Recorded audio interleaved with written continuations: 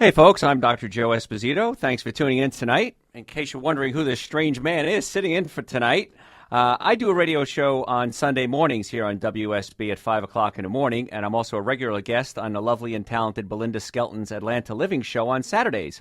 So what we're doing tonight is we're going to be taking your healthcare questions right now. So give us a call, 404-872-0750.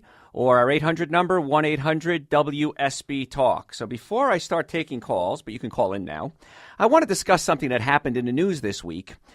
In the news, if you were listening, you might have heard about the FDA questioning the use of antibacterial soaps. Now, you're going to think, that doesn't sound too exciting. Well, it is exciting, because I want you to understand this, how your body works. Your skin is a sponge. Anything that comes in contact with your skin is going to get absorbed into your skin.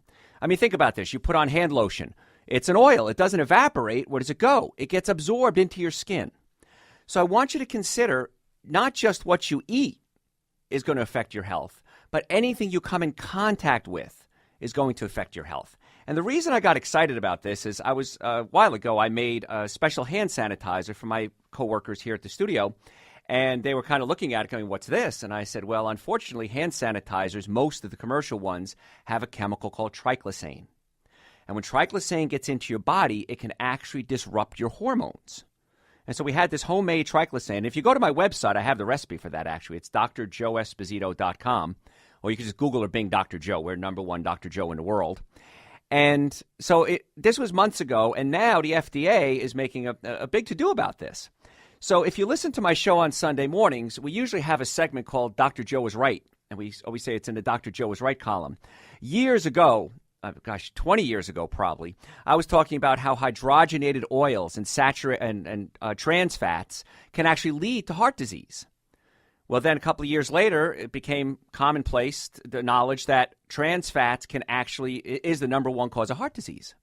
So the things we're going to talk about tonight are going to be mainstream, I promise you, 10 years from now. So don't wait 10 years and stay sick for 10 years. Start doing what we talk about, and you'll be amazed how much better you feel. But I want to talk a little bit about the triclosan again. It's a toxic chemical, and it's used in antibacterial soaps, dish detergents, and even some toothpastes. And it's come under fire with the FDA, asking the manufacturers of this chemical to prove that it's safe and reality actually good at killing the bacteria and germs. Now, the problem is that it's a hormone-disrupting chemical. Triclosan has estrogen-like properties and has been linked to reproductive and developmental damage in lab studies. Did you get that?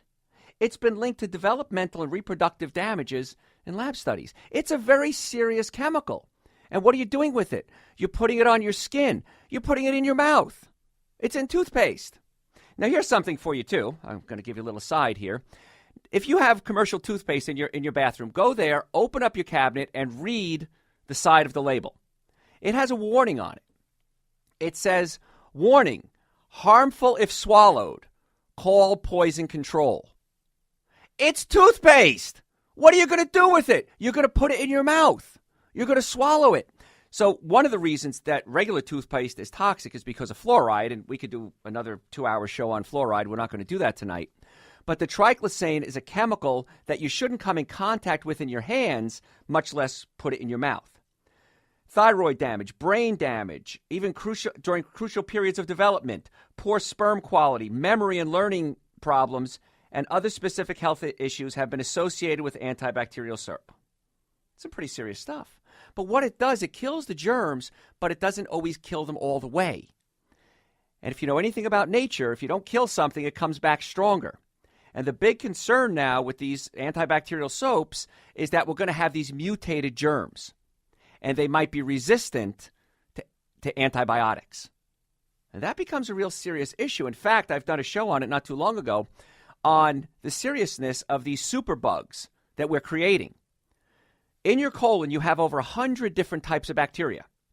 So if you're taking antibiotics, one of the things that's standard practice is they recommend you do something called probiotics, good bacteria, to help rebuild the bacteria.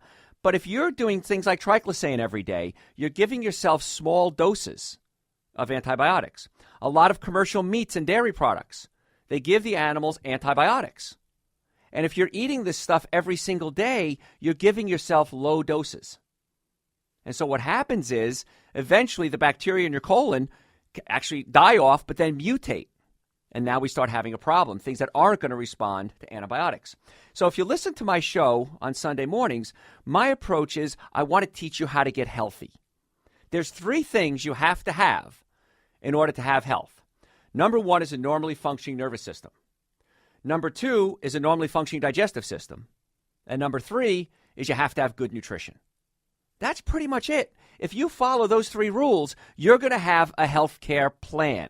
Not a sick care plan, a health care plan.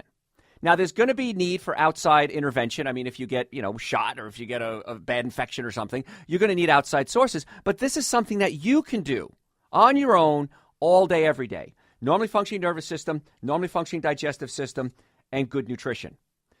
Now, let's go back to triclosan. U.S. Centers for Disease Control and Prevention and other non-industry funded scientists, that's an important statement right there, non-industry funded scientists have shown time and time again that washing your hands with regular soap is just as good as antibacterial soaps, and you don't have the side effects.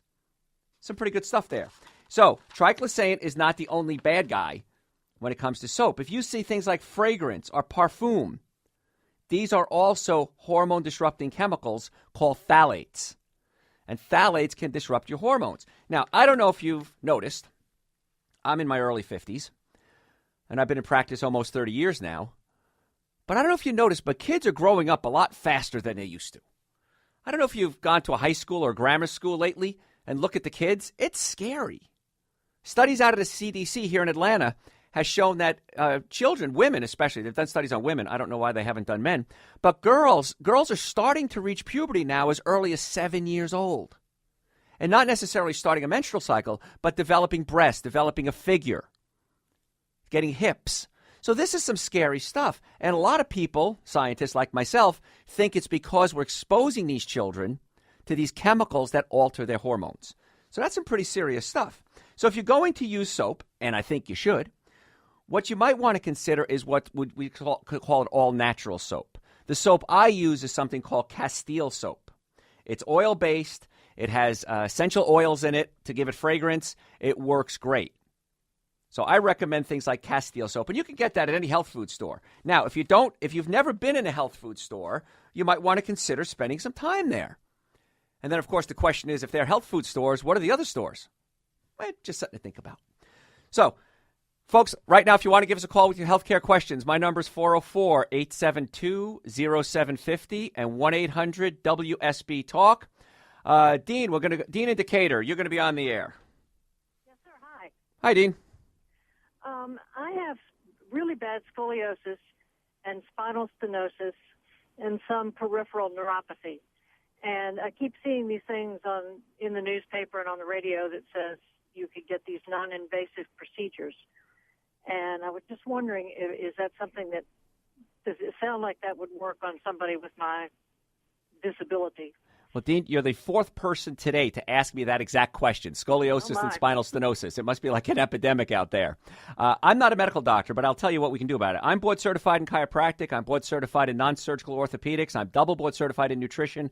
I have a BS in clinical nutrition, and I deal with cases like yours every single day. Okay. So the scoliosis, folks, if you don't know what that is, the spine is curved sideways. Now, the way the body works is your brain is sending messages down your spine, out your nerves to every cell in the body. So there's a nerve that goes to your arm, goes to your leg, but the nerves also go to your organs. There's a nerve that goes to your liver, your spleen, your thyroid, your kidneys. And so if the scoliosis is twisting the spine and pinching the nerves, what's ever on the other end of that nerve isn't going to work properly. So in your case, several things. With the scoliosis, I worry about pain. Yeah. Number 2, I worry about we're pinching nerves that control the organs. And this isn't something that might hurt. 90% of your nerves don't feel pain. And that's a big statement. You don't feel your liver, but it's controlled by a nerve. You don't feel your spleen, your kidneys, your gallbladder, controlled by nerves. So my concern with you is not only the nerves that feel pain, my concern is you're pinching nerves that don't feel pain. Now, spinal stenosis. The canal where the spinal cord is now getting narrower. Yes. And it's essentially a form of arthritis. So if you can get that spine straightened out, number 1, you open up the nerves that feel pain, You unpinch them so you don't feel pain. Number 2, you open up the nerves that don't feel pain. And number 3, you slow down, stop, and then sometimes just slightly reverse the wear and tear or the arthritis. The peripheral neuropathy could be due to the pinched nerves coming from the spine. So if I pinch a nerve in my neck, I might have peripheral neuropathy in my arm. Pinch a nerve in my low back, peripheral neuropathy in my legs. It could also be a nutritional issue. Are you diabetic? No. Okay. No. So that's good then. So what we want to do then is find out if there's something we can do to get that spine straight. Have you ever been to a chiropractor? I've only been once, but I've been to a spine doctor and also a neurologist, and he said that he could probably perform 9 hours worth of surgery, and he couldn't guarantee that I'd be any different than I am now. Exactly. Well, my approach is I like to take the most... I'm 67, so it's been there for a while. Dean, you're halfway through your life. Come on. So my concern with patients like yours is I like to go the most conservative approach first. And if that doesn't work, we can always go a little more aggressive. I'm not against surgery. I just want to do everything we can to try to avoid the surgery. And all my friends and the doctors I work with all agree. Let's try to fix it without the surgery if we can.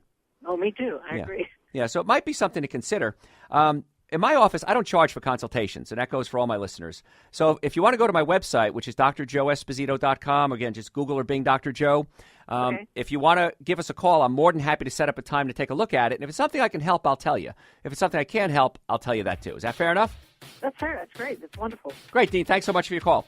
Thank you. All right, folks, I'm Dr. Joe Esposito. I need to take a break right now. But our number again, 404-872-0750 or 1-800-WSB-TALK. Give us a call with your questions. We'll be right back.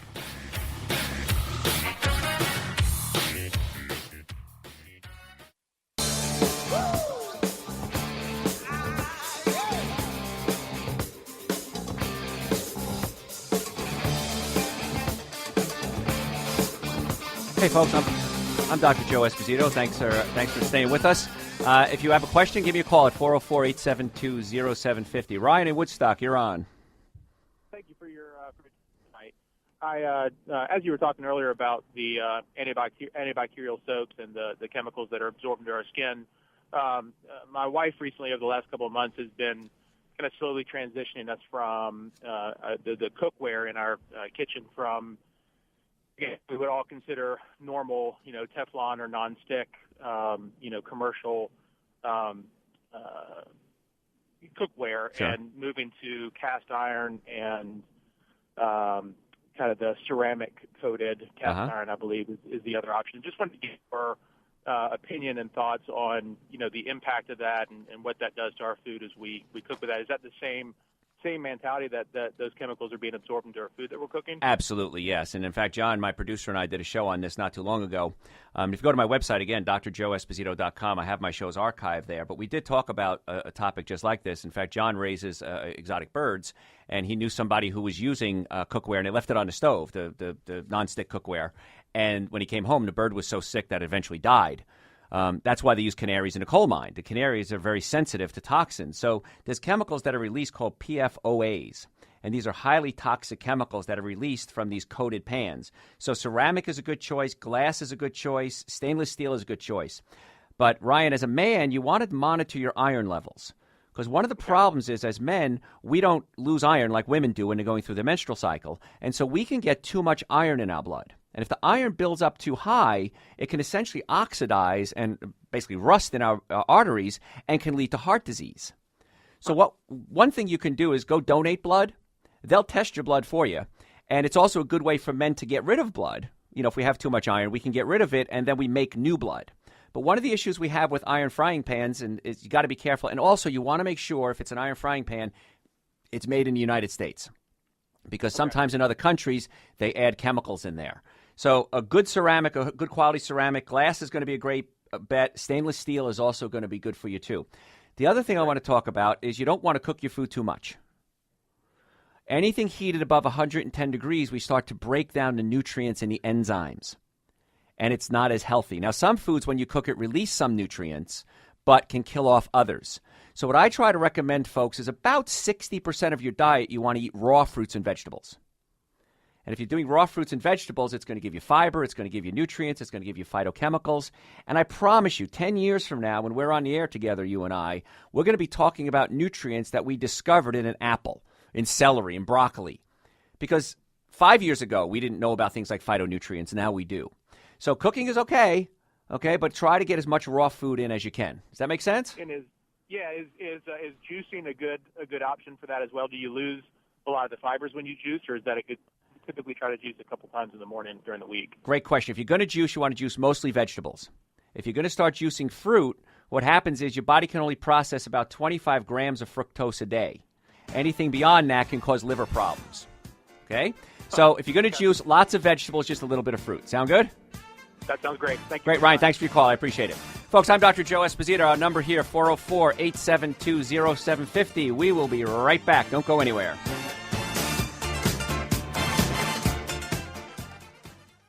It's Dr. Joe Esposito on News Talk WSB, 404-872-0750 or 1-800-WSB-TALK. Hey, folks, welcome back. I'm Dr. Joe Esposito. Thanks for taking time out of your evening to be with us. If you don't know who I am, and I can't imagine any of you don't, but there might be one or two out there that haven't heard my Sunday morning show.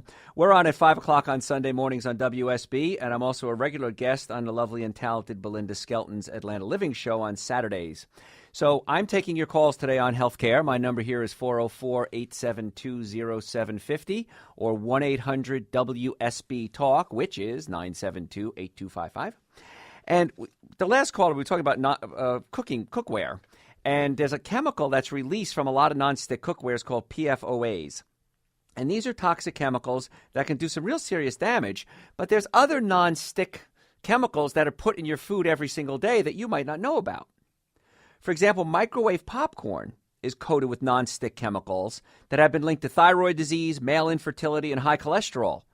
Now, wouldn't that be a kick in the head that if you had male issues and high cholesterol and you're sucking down microwave popcorn every day, that there's a correlation between the two? The company sometimes added artificial flavor and coloring to the microwave popcorn that can cause problems as well. So, if you want to make popcorn, here's some of the rules. Number one, you can air pop it, which is the easiest thing to do. And if you want to cook it on the stove, and that's how I like to do it, get a pot with a lid on it, put a little extra virgin coconut oil in there or extra virgin organic olive oil because those have high smoke points. What that means is they can handle a little bit of heat. If you're using something like a macadamia nut oil, not a good idea. Now, if you're going to use a vegetable oil, a lot of these, generic vegetable oils are just mixed together of soybean oils, corn oil. I don't recommend those ever.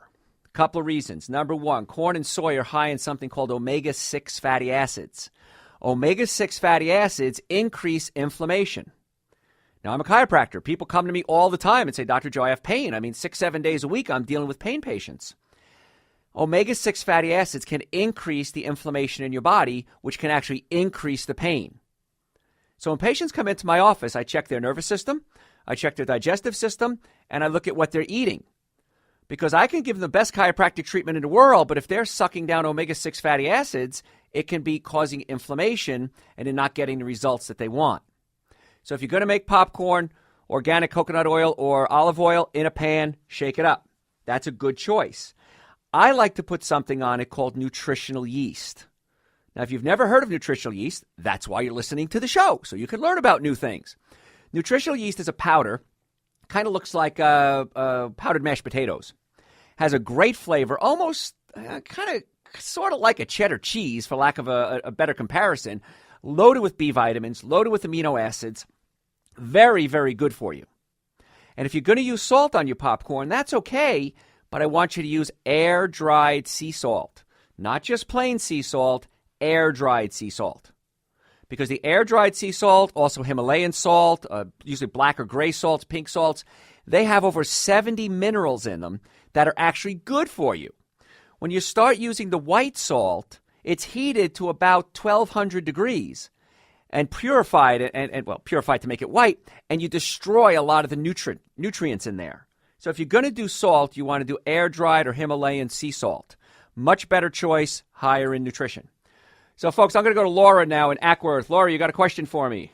Hi, thanks for taking my call, Dr. Joe. You're welcome. I have two heel bone spurs on my left heel. Yes. And I'm doing everything that the podiatrist recommended, which includes taking a prescription anti-inflammatory twice a day. Got it. I've seen some, definitely some improvement, but I'm just wondering if I can expect to have like 100% back to normal, and like how long will I have to stay on those anti-inflammatories? Okay, that's a great question. They're a little rough on the tummy. Yes, they are. Well, the liver, too, that you don't even know about. If you were listening earlier, we said that 90% of the nerves don't feel pain. So you can take, and I'm not against drugs, okay, but if you take medication, understand there are probably going to be side effects. So, I hate taking medication. Yeah. So the question, this is a rhetorical question, don't answer it, but why did you get the bone spurs to begin with? What usually happens is the bones in the foot can move out of place. And when the bones in the foot move out of place, they put tension on the ligaments and the tendons. And so the body senses this tension and starts to lay down calcium to make that connective tissue stronger so it doesn't snap. 1/4 of all the bones in your body are in your feet. There's 206 bones in your body. 1/4 of them are in your feet. So if one of those bones moves out of place, now we've got a mechanical issue. And unless we realign those bones in your feet, usually these problems don't go away. So the anti-inflammatories, great for treating symptoms, and I'm okay with that. You can get cortisone shots. That might work too. But it really never addresses the question, why do I have bone spurs to begin with? Right. So by putting the bones back in place, I find in many cases that helps relieve a lot of the problems. And if the bones are out of place, the knees usually go out of place, which causes the hips to go out of place, which causes the spine to go out of place. Follow? So you could have a bone spur causing headaches. Wow. I did get better shoes, too. I got better shoes. I got the orthotics. All right, another secret about shoes. Only buy shoes at night. And the reason is you want to walk around all day and let your feet swell. So when you buy shoes, they have to be wide enough. One of the issues I find all the time is that patients come in, their feet hurt, their shoes are too narrow. You want to make sure the shoes are wide enough. A very dear friend of mine who's a podiatrist taught me this. He says you got to make sure if shoes are wide enough. That's the secret. Okay. And so that's going to help. I'm on my feet. It doesn't help. I'm on my feet all day. I'm a chef. Oh. I'm on my feet all day. all day, every day. So you probably want to get those bones in the feet checked, and if they're out of place, get them put back in place. That's going to take the stress off it. Hopefully the body will resorb that calcium. And in many cases, that solves the problem. Well, how does that, is that surgery that you have to put the bones back in place? Or No, how does that? I would recommend finding a chiropractor who knows how to do what's called extremity adjusting. Arms, legs, feet. I probably adjust, 10, 12, 15 feet a day in my office. Okay. Okay, so it's really, to me, it's important because it's the foundation of everything. Absolutely. Yes, and if you start studying acupuncture, there's acupuncture points in the feet that can affect everything in the body. So your feet are really important. If you're a chef, boy, is it important. Yes. Does osteopenia have anything to do with the bone spurs? Because I do, I have that as well. My mother has severe osteoporosis. Right. And my bone scan showed the early stage of, I guess that's what the osteopenia. Yeah. Now, osteopenia many times is not too little calcium. Okay, because if osteopenia really was from calcium, people took calcium and solved the problem. What osteopenia I find usually is there's too much acid in your diet. Acid, when you put it in your body, has to be neutralized. Mm-hmm. The body uses calcium as its primary neutralizing agent. Right. There you go. And so that's something as a chef, you're probably tasting and exposing yourself to a lot of different foods that might not be the most nutritionally sound, shall we say. True. I quit drinking milk for that reason and went to almond milk. Excellent. I read that. Excellent choice. You can try coconut milk, too. It's pretty good. Okay. That's some really good stuff. But you might want to find, if you're in Ackworth, my office is in Marietta, you might want to see if we can set up a time. We'll take a look at it and see if it's something I can help. Excellent. Yes, I will. Great, Laura. Thanks so much for your time. Thank you. Bye-bye. Okay, Rick in Atlanta. Come on down. You there, Rick? Yes, I'm here now. There you go. You've got a great question. Well, your call handler is the nicest person in the world. I thought she was going to serve me gluten-free cookies any minute. She is an angel. She really is. Yeah. So, yes, thanks for noticing that. Which do you want to address first, the spondylolisthesis or the alpha-gal? Well, let's cover the spondylolisthesis first. There you go, because I know all about that. I'm an expert in spondylolisthesis, having played football and roller hockey and street hockey when I was young. First of all, let's tell everybody what it is. Okay, and the guy I work with, Dr. Lane, he and I, we were discussing this the other day, and we probably find about 1 in 20 patients have an spondylolisthesis. Okay. The bones in your spine should stack up one on top of each other. At some point in your life, you landed real hard on your bottom. And most likely, you fractured what's called the pars interarticularis, the little section in the bone, and the body of the vertebrae slid forward. And that's called spondylolisthesis. Now, the way we work on that is we take the bones below it and we adjust it and try to line them up to the bones above it. But if you don't work on a spondylolisthesis, what I find, it slips more forward, and eventually you start to develop arthritis. So it's a pretty serious thing. And I'm assuming it's in the low back? Yeah, it's one above the one that's fused to the pelvis. Right. So I get L something. L5 or L4, yeah. Right. It's that one. It's 13 millimeters, according to the MRI, in towards my stomach. Understood, yes. What happens is if you pinch those nerves in the low back, that could cause back, hip, leg, and knee pain. That same nerve controls your colon, your sex organs, and your bladder. So now you may have never thought about it, but it can cause things like gas, bloating, diarrhea, constipation, urinary, sexual problems, prostate issues, with men, romance issues, if you pinch that nerve. And so low back issues, many times people come in to me and say, well, Dr. Joe, I've got a low back issue. And then I say, what about the gas and the bloating and the diarrhea and the constipation? How did you know? It's like you read my diary. Well, no, it's just because it's a pinched nerve in that area. So that's something you definitely want to maintain forever, because if not, that's going to slide forward and can cause more problems than arthritis. Is there anything that can stabilize it permanently that you know of? Surgery would be the only thing that would stabilize it permanently, but I don't find that most cases like that are surgery. Okay, I'm not a medical doctor, but I refer out to surgeons when surgery is necessary. I've never had to refer a spondylo case out for surgery ever. Okay. Well, that's how I'm managing mine right now with chiropractic, and it's perfect. It's manageable. I get some sciatica down my legs and things like that, but it is manageable. Okay, let's go to AlphaGo real quick. All right. I heard you mention it the other day, so you're the only doctor I've ever heard or met or talked to since I got this who had any idea what this was. Yeah, it's pretty rare, and that's why not a lot of doctors do the research. And, if you ever come to my office one day, I have stacks and stacks of research. In fact, my producer, John, was at my studio one day, and he bumped his head on piles of stuff that I have. He goes, how do you go through this? I said, this is what I do. It's my job. Yeah. What happened was you were probably bit by a tick at some point in your life. Mm-hmm. And after being bit by a tick, now you have an allergic reaction to meat. And so the way to manage this is you want to make sure your immune system is as strong as it can be. So you want to stay away from sugars, all sugars. And the sugars will weaken the immune system. So breads, cookies, cakes, donuts, pastas, everybody should stay away from those anyway, but it definitely weakens the immune system. The second thing is you have to stay away from meat. The good news is there's 120,000 foods that you can eat that aren't meat. You know the irony of this? What's that? I was a vegetarian for 15 years, and this was the first meat I ate. Ah, well, there you go. Darn. To the hospital. Okay, well, there you go. Well, I haven't had any animal products. Christmas Day will be 28 years for me. Wow, so, that is amazing. Yeah, and I feel great. And so I find a big difference in cutting out the animal products out of my diet. Now, if I don't ask people to become vegetarian, it's your choice. But if you are going to eat meat, in your case, you can't. But if you're going to eat meat, I strongly advise that you do organic. Right. Okay, because commercial meat nowadays, if we were having this show 20 years ago, it would be a different story. But commercial meat today many times has a lot of chemicals and steroids and hormones and antibiotics and pesticides, herbicides, tranquilizers, genetically modified food. So I would, if I was going to eat meat, it would only do organic. Okay. Fair enough? I'll do it. Great, Rick. I appreciate the call. Thanks so much. Thank you, Dr. Joe. Okay. Well, folks, I'm Dr. Joe Esposito, if you've never heard me before. I do a show on Sunday mornings at 5 o'clock on WSB. And if you have any questions, give me a call at 404-872-0750 or 1-800-WSP-TALK. Folks, we've got a few lines open, so call in right now. We'll be back in just a minute.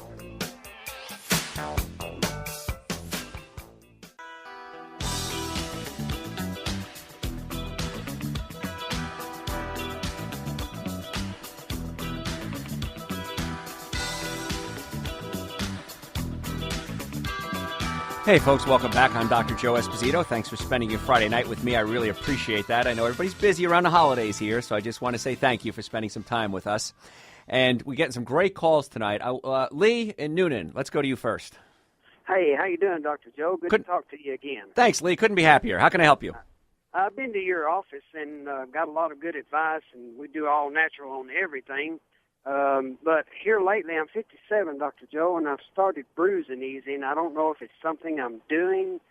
I have no idea, or something I'm eating, and so I'm just wanted to see what your thoughts were on it. Okay, well, that's actually a good question because this happens to a lot of people. And what's neat, callers, is whatever your question is, everybody else got the same question. So whatever the question is, call in with it, and we'll go ahead and we'll handle it from there because a lot of people have the same questions. So the reason you're bruising easily, usually this is due to something called flavonoids in your diet. You're not getting enough flavonoids. Now, vitamin C is a flavonoid. Now, you got to be careful with vitamin C, folks, because if you're taking something called ascorbic acid, it's sold as vitamin C. Ascorbic acid is only 1/8 of the vitamin C molecule. Okay? Vitamin C is bigger as a molecule, so if you're going to take a vitamin C supplement, I recommend it's just called vitamin C. If it says vitamin C as ascorbic acid, not the best choice. The best place to get vitamin C is from your diet. And that's why and Lee, it sounds like you change your diet a lot already, but you want to go to more fruits, vegetables, nuts, and seeds. Okay. Now, okay, that's going to give you those flavonoids. Now, if you're going to eat fruit, only about 3 or 4 pieces a day maximum. The reason is if you eat fruit, it has fructose, and we're going to have to do a whole nother show on just sugars, I guess, but fructose is a type of sugar. Your body can process about 25 grams of fructose a day. After that, it causes the body to produce something called uric acid. Uric acid gets in your joints, and it hurts. I'm a chiropractor. I deal with pain every single day with patients. Uric acid prevents your body from producing something called nitric oxide. Nitric oxide is a vasodilator. It opens up your blood vessels. And so we need good circulation. I know we have a caller online waiting. Somebody has dementia. You need good circulation up to the brain. But not just the brain. Every part of your body needs circulation. And it's interesting because in my office, we see a lot of patients. And years ago, it used to be just men, older men, would have issues in the romantic department. In case kids are listening, I'm trying to keep it, family friendly. But we're seeing guys come in my office now 20, 30 years old having performance issues. And a lot of that is due to the fact that they're eating a lot of fructose or high fructose corn syrup, converting it to uric acid. Uric acid prevents nitric oxide production. You can't get the vasodilation, the opening of the blood vessels. Okay. So if you're going to do fruits and vegetables, and I recommend you do, like we said earlier, about 60% raw. Citrus fruit is very high in flavonoids, so that's good. Try to eat the white part that's inside the skin. Don't peel all that white stuff off, okay? All right. And that's going to give you a lot more flavonoids. And stay away from the bad foods we talked about, the meats and the sugars and the dairies and the other chemicals as well, okay?